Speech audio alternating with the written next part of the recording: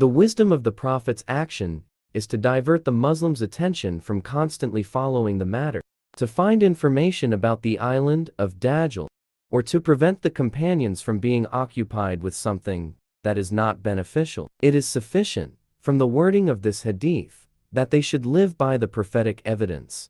That is by conforming to the words of Tamim, may Allah be pleased with him, when the Prophet, peace and blessings of Allah be upon him, told them about it.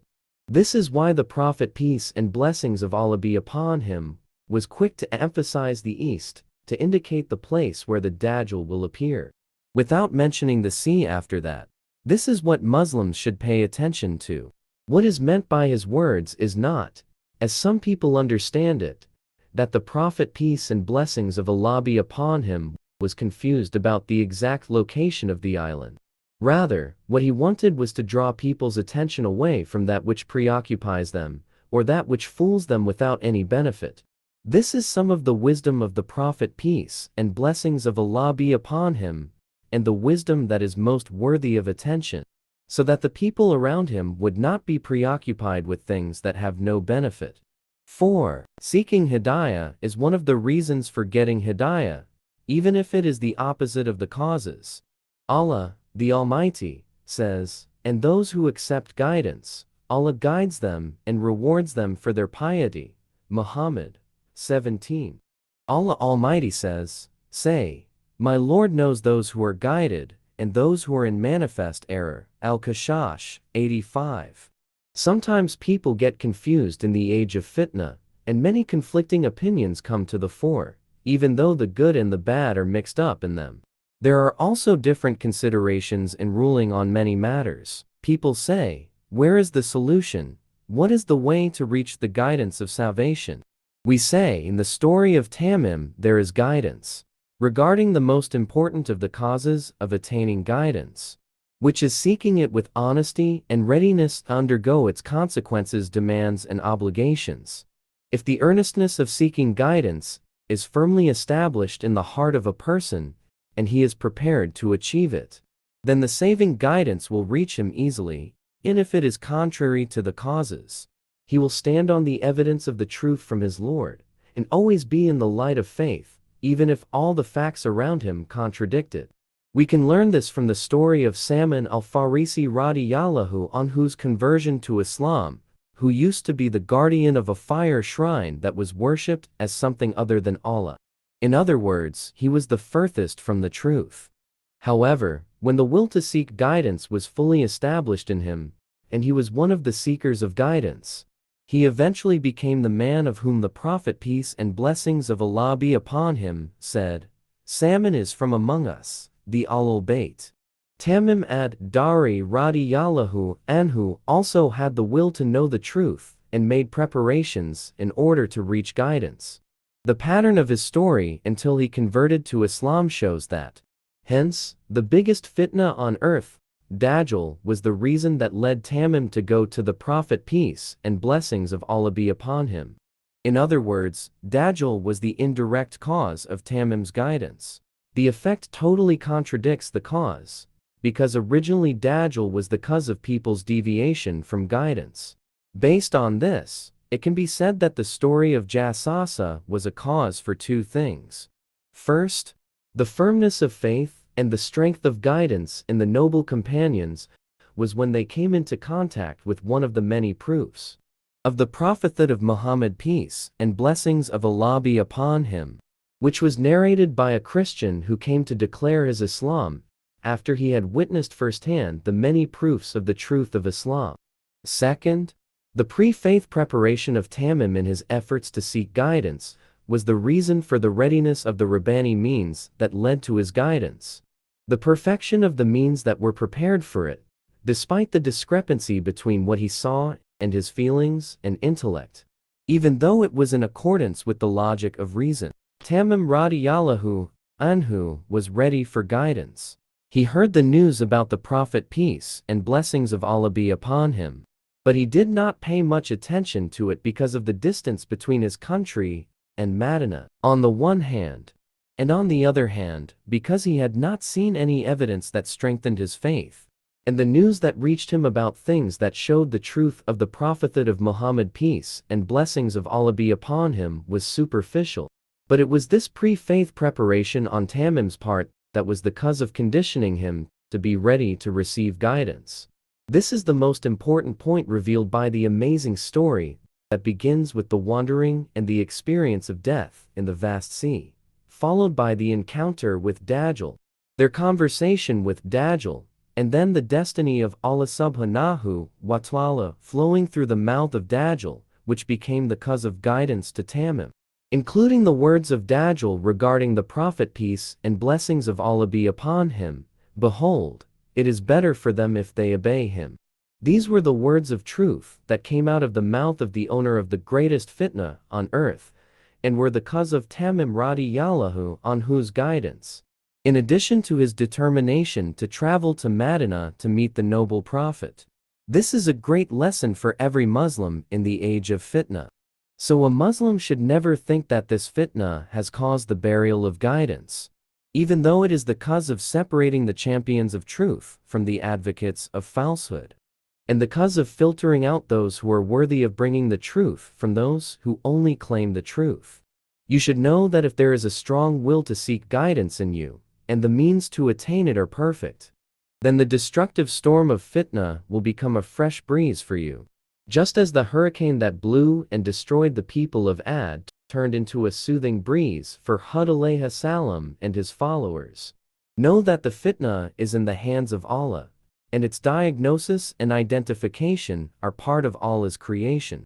Remember, to create and to rule is the right of Allah alone. Glory be to Allah, the sustainer of the universe. Al-Araf 7:54. It has been narrated Sahih in the books of Sunan that a true seeker of guidance will emerge from the circle of fitna with a pure white heart, untainted by any mixture. It is as if the fitna were the cause of cleansing his heart of all contaminating elements, just as the owner of the greatest fitna on earth was the cause of the conveyance of guidance to Tamim radiyallahu anhu. 5. Jassasa. We observe from the hadiths that tell the story of Tamim that it is always connected with Jassasa. There are many diverse expressions that indicate this in the hadiths mentioned earlier. To make the point clear, I will mention some of them and then comment on them as appropriate. Suddenly, a slithering beast with thick and dense hair came in their way. They could not distinguish between its front and its back because of the thickness of its hair. The creature replied, "I am Jassasa." When Jassasa mentioned to us the name of a man, we were suddenly worried that she might be a female demon. He met a human being who was letting his hair down. Suddenly, they met a slithering creature that seemed to be wearing several layers of clothing and had loose hair. Suddenly, met a woman with her hair spread out. These are the various references to Jassasa. We observe in the hadiths that she herself had told them about her name, Jassasa. This name has something to do with the characteristic of this creeping creature's job, which is to seek or gather information for the benefit of Dajjal. His saying that he is Jassasa implies that he is female, otherwise he would have said he was Jassus. Then the question arises here, what is Jassasa? We replied, some of the above statements indicate that Tamim radiyallahu anhu and those who accompanied him were confused in describing the nature of the Jassasa. If one looks at the thick hair and fur covering her limbs, so that one cannot tell which is the front and which is the back, then one could say that Jassasa is a kind of animal. If we look at the ability to speak with them, we can assume that Jassasa is a human being. Considering the voice and the demeanor used for her mu'annats female in their conversation with her, and also in her name, it can be stated that Jassasa was female. In view of her physical appearance, which is different from that of a human being, and her mention of the presence of a man waiting for them in the monastery, and the expression of fear by Tamim and his party towards her, it is possible to assume that Jassasa is a female demon. I do not know what the connection is between Jassasa's mention of a man in the monastery and the fear of Tamim and his entourage, that Jassasa was actually a female demon. When Jassasa mentioned to us the name of a man, we feared that he might be a female demon. This sentence pattern is a conditional sentence pattern, meaning that the fear of Jasasa, being a female demon, arose as a result of her mentioning a man's. It explains how wide the scope of this fitna is, and how great its danger is, as well as the Prophet's warning to his ummah against it. It also explains the Prophet's peace and blessings of Allah be upon him method of seeking refuge from this fitna, which will be discussed in the following 3 points. 1. Dajjal's fitna is the greatest fitna on earth.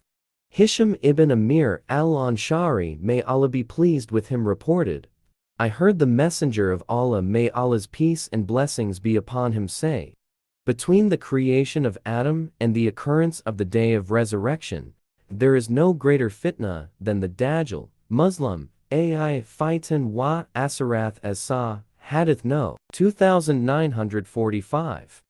Hudhaifa radiyallahu anhu reported, the Dajjal was mentioned near the Messenger of Allah, peace and blessings of Allah be upon him, and he said, indeed, I fear the fitna of some of you more than the fitna of the Dajjal. No one survived the previous fitna unless he also survived it.